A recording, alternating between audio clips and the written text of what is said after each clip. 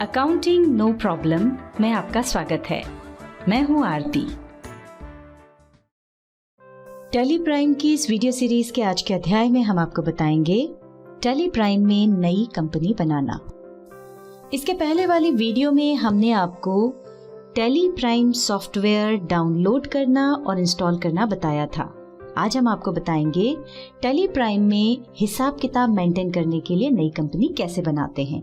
साथ ही कुछ अन्य महत्वपूर्ण जानकारियां भी देंगे। आगे बढ़ने से पहले एक निवेदन है कि यदि आप इस वीडियो का सही लाभ लेना चाहते हैं तो जैसा आपको वीडियो में बताया जाए ठीक उसी तरह 2-3 बार प्रैक्टिस जरूर करें। आइए सबसे पहले टैली ओपन कर लेते हैं। उसके लिए टैली के आइकॉन पर जाकर माउस से डबल क्लिक करें।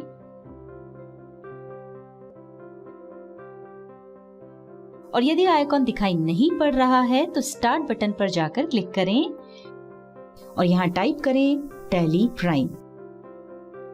ऐसा करते ही सबसे ऊपर टैली प्राइम दिखाई पड़ेगा जो कि सिलेक्टेड होगा। एंटर प्रेस करें या उस पर पॉइंटर ले जाकर माउस से क्लिक करें। यदि आप लाइसेंस्ड टैली सॉफ्टवेयर का उपयोग कर रहे हैं तो सीधे टैली सॉफ्टवेयर खुल जाएगा, और यदि आप टैली का एजुकेशनल वर्जन उपयोग कर रहे हैं तो इस तरह की विंडो दिखाई पड़ेगी। इसमें कंटिन्यू इन एजुकेशनल मोड पहले से ही सिलेक्टेड है। आप चाहें तो एंटर प्रेस करें या माउस से उस पर क्लिक करें, और यदि चाहें तो इसकी शॉर्टकट की T प्रेस करें। ये देखिए यहाँ ऊपर कोने में टैली प्राइम EDU लिखा हुआ दिखाई दे रहा है। आपका लाइसेंस जिस भी प्रकार का होगा, जैसे एजुकेशनल, सिल्वर, गोल्ड आदि, वो यहाँ पर लिखा हुआ दिखाई देगा। इस पर क्लिक करके आप लाइसेंस की सारी इंफॉर्मेशन ले सकते हैं। हम वापस पिछली स्क्रीन पर जाने के लिए एस्केप की प्रेस कर रहे हैं। चलिए आगे बढ़ते हैं। हमें टैली में नई कंपनी बनाना है, उसके लिए क्रिएट कंपनी में जाना होगा। देखिए ऊपर की ओर क्रिएट कंपनी दिखाई पड़ रहा है जो कि हाईलाइटेड है। आप चाहें तो एंटर प्रेस करें या माउस से क्लिक करें। ये देखिए कंपनी क्रिएशन स्क्रीन आ गई है। यहाँ आपको अपनी कंपनी का नाम देना होगा। नाम टाइप करने के बाद आगे बढ़ने के लिए एंटर प्रेस करें। ये देखिए मेलिंग नेम में वही नाम आ रहा है जो हमने ऊपर टाइप किया था। एंटर प्रेस करें। अब एड्रेस में अपनी कंपनी का पूरा पता टाइप करें। आपकी जानकारी के लिए बता दें कि मेलिंग नेम में जो नाम होता है और यहाँ आप जो एड्रेस देते हैं, टैली में कोई भी प्रिंट निकालने पर वो उस प्रिंट पर दिखाई पड़ता है। यहाँ पर एक खास बात ध्यान रखें, टैली में सभी जगह आगे बढ़ने के लिए एंटर का उपयोग किया जाता है, और मान लीजिए आपको लगा कि पहले कोई गलती हो गई है तो पीछे जाने के लिए बैक स्पेस की का उपयोग किया जाता है। एंटर प्रेस करते हुए आगे बढ़ें। स्टेट के आगे आपको अपना स्टेट यानी राज्य सिलेक्ट करना है। उसके लिए राइट साइड में लिस्ट ऑफ स्टेट्स आ रही है। आप अपने स्टेट के नाम का पहला अक्षर टाइप करें।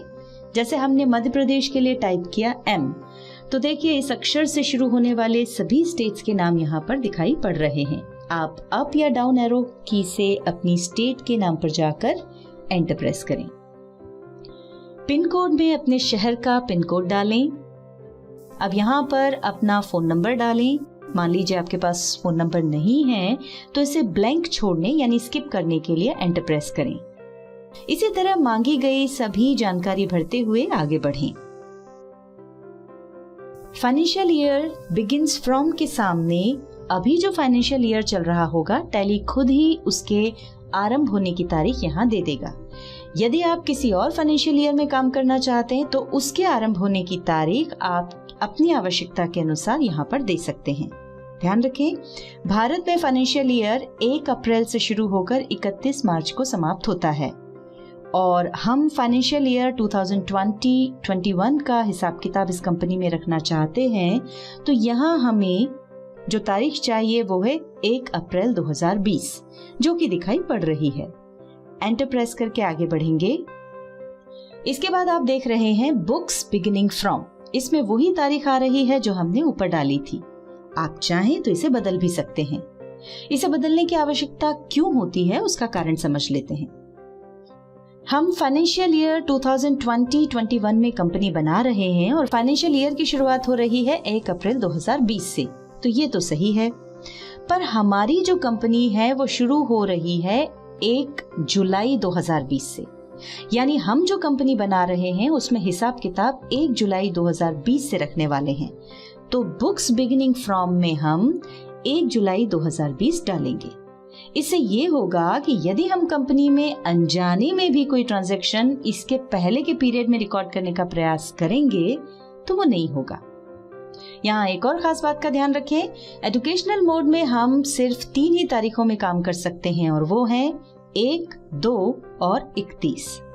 मतलब जब आप डेट चेंज करेंगे तो टैली 1, 2 और 31 के अलावा किसी और डेट को एक्सेप्ट नहीं करेगा, इसलिए हमने यहाँ जुलाई की 1 तारीख ली है। ये देखिए एक्सेप्ट वाली विंडो आ रही है। आपने जो डिटेल्स दी हैं वो फिर से चेक कर लें, यदि ठीक है तो इसे एक्सेप्ट करने के लिए यस करना होगा, जिसके लिए Y प्रेस करें या फिर एंटर प्रेस करें।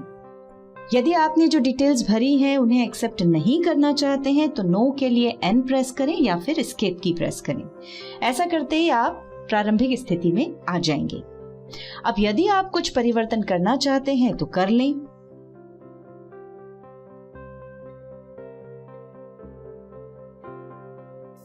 अब हमें आगे कोई करेक्शन नहीं करना है, तो हम इस स्क्रीन को एक्सेप्ट करने के लिए कंट्रोल और A की को एक साथ प्रेस कर रहे हैं। कंट्रोल और A किसी भी स्क्रीन या विंडो को एक्सेप्ट करने का शॉर्टकट है। देखिए यहाँ एक मैसेज आ रहा है, कंपनी क्रिएटेड सक्सेसफुली, और नीचे की ओर कुछ फीचर्स दिखाई पड़ रहे हैं। इन फीचर्स के बारे में हम आपको आगे समझाएंगे। अभी हम इस पॉपअप विंडो को एक्सेप्ट करने के लिए कंट्रोल और A कीज को प्रेस कर रहे हैं। देखिए यहाँ पर गेटवे ऑफ टैली की स्क्रीन आ रही है। इसमें सबसे ऊपर दिखाई देने वाले इस भाग को टॉप मेन्यू बार कहते हैं। इसमें हमें company, data, go to, import, export, email, print, help आदि से संबंधित ऑप्शंस मिलते हैं। इस टॉप मेन्यू बार की विशेषता ये है कि टैली में कोई भी काम करते समय ये हमेशा टॉप पर ही उपलब्ध रहता है, और यदि हम टैली में कोई काम कर रहे हैं तो उस काम को बंद किए बिना ही हम इन ऑप्शंस का उपयोग कर सकते हैं। चलिए आगे बढ़ते हैं। टॉप मेन्यू बार के बाद अब बात करते हैं राइट साइड बटन बार के बारे में, जिसमें अभी कुछ शॉर्टकट्स दिखाई पड़ रहे हैं। जब आप टैली में आगे काम करेंगे तो आपके काम की जरूरत के हिसाब से यहाँ के शॉर्टकट्स बदलते रहेंगे। जैसे कि अभी हमने वाउचर्स के लिए V प्रेस किया। देखिए ऐसा करते ही वाउचर से संबंधित शॉर्टकट्स यहाँ पर आ गए हैं। हम वापस पिछली स्क्रीन पर जाने के लिए एस्केप की प्रेस कर रहे हैं। यहाँ जो आप गेटवे ऑफ टैली लिखा हुआ देख रहे हैं, इसे हम टैली का मुख्य दरवाजा भी कह सकते हैं। इसे 4 भागों में ऑर्गेनाइज किया गया है: मास्टर्स, ट्रांजैक्शंस, यूटिलिटीज और रिपोर्ट्स। इनके बारे में हम आगे काम करते समय डिटेल में जानेंगे। अभी जो हमने कंपनी बनाई है वो खुली हुई है। देखिए यहाँ बोल्ड अक्षरों में उसका नाम दिखाई पड़ रहा है और ऊपर की ओर करंट पीरियड में जिस पीरियड में कंपनी खुली है वो दिखाई पड़ रहा है। करंट डेट में आप 1 जुलाई 2020 देख रहे हैं। ये वही तारीख है जो हमने कंपनी बनाते समय बुक्स बिगिनिंग फ्रॉम में ली थी। डेट ऑफ लास्ट एंट्री के नीचे कोई तारीख नहीं आ रही है, उसकी जगह पर नो वाउचर्स एंटर्ड लिखा है, क्योंकि अभी हमने इस कंपनी में कोई ट्रांजैक्शन रिकॉर्ड नहीं किया है। जब हम कोई ट्रांजैक्शन रिकॉर्ड कर देंगे तो आखिरी ट्रांजैक्शन की जो डेट होगी वो यहाँ पर दिखाई देगी। चलिए अब एक नई कंपनी और बना लेते हैं। उसके लिए क्रिएट कंपनी ऑप्शन पर जाना होगा, जो कि अब ऊपर दिखाई नहीं पड़ रहा है क्योंकि हमने जो कंपनी बनाई है वो ओपन है।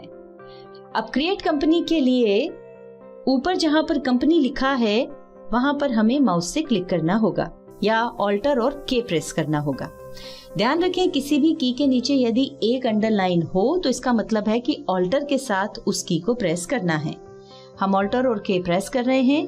ये देखिए एक मेन्यू आ गया है जिसमें क्रिएट हाईलाइटेड है।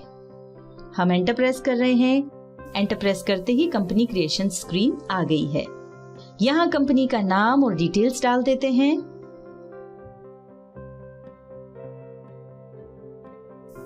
फाइनेंशियल ईयर बिगिंस फ्रॉम में 1 अप्रैल 2020 बाय डिफॉल्ट आ रहा है और यही हमें चाहिए भी।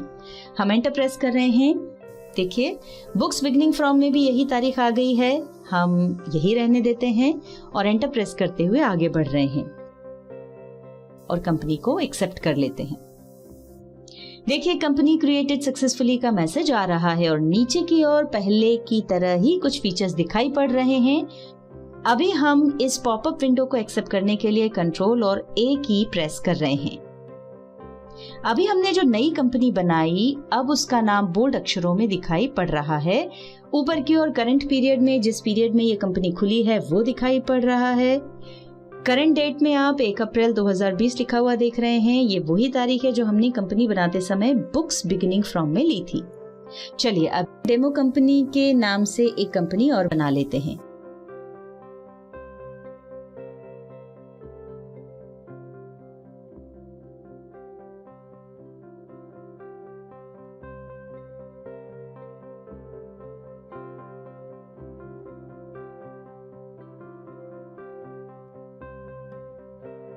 ध्यान रखें, यदि हम कोई भी काम करेंगे तो जिस कंपनी का नाम बोल्ड अक्षर में दिखाई पड़ रहा है वो काम उस कंपनी में होगा।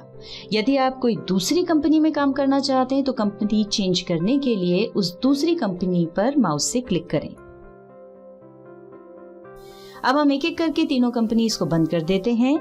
कंपनी बंद करने के लिए हमें ऊपर कंपनी पर क्लिक करना होगा या ऑल्टर और के कीज को प्रेस करना होगा। ये देखिए मेन्यू ओपन हो गया है जिसमें आप शट लिखा हुआ देख रहे हैं। इसकी शॉर्टकट की है कंट्रोल और F3 और यही शॉर्टकट इस तरह से लिखा हुआ भी दिखाई पड़ सकता है। ध्यान रखें, किसी भी की के नीचे यदि 2 अंडरलाइंस हो तो इसका मतलब है कि कंट्रोल के साथ उस की को प्रेस करना है।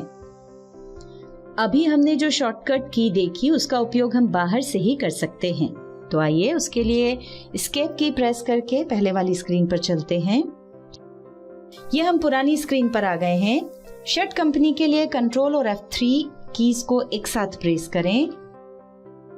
ये देखिए शट कंपनी की स्क्रीन आ रही है और अभी टैली में जितनी भी कंपनियां खुली हुई हैं उनके नाम दिखाई पड़ रहे हैं। आप जिस भी कंपनी को बंद करना चाहते हैं उस पर जाकर एंटर प्रेस कर दें।